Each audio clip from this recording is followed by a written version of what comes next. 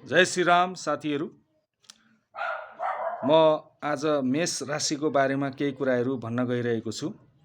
मेष राशि राशिमण्डलको पहिलो राशि हो, जसको स्वामी मङ्गल ग्रह हुनुहुन्छ।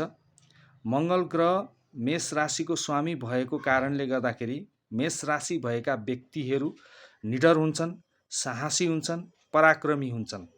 सामान्यतया मेष राशि भएका व्यक्तिहरूको 28 वर्षको उमेरसम्ममा भाग्य उदय भइसकेको हुन्छ र यदि भाग्य उदय भएको छैन भने कारणवश केही ग्रहका स्थितिहरूले गर्दाखेरि यो हुन गएको हुन्छ। यसलाई हामीले चिनार कुण्डली मार्फत चाहिँ ग्रहहरू केलाएर हेरेर समस्या के हो पत्ता लगाउन सकिन्छ।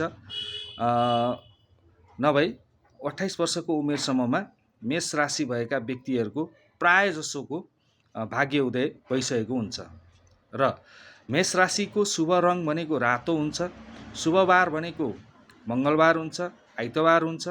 त्यस्तै गरी अशुभ रङ भनेको कालो हुन्छ। मेष राशि भएका व्यक्तिहरूको लागि एकदमै अशुभ रङ भनेको कालो, ध्वाँसे, यी रङहरू एकदमै ख्याल गर्नुहोला है।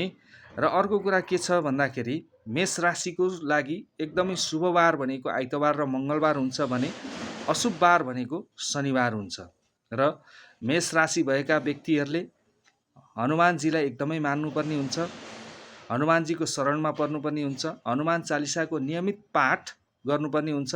यो गर्नाले मेष राशि भएका व्यक्तिहरूका लागि एकदमै राम्रो हुन जान्छ। जय श्रीराम।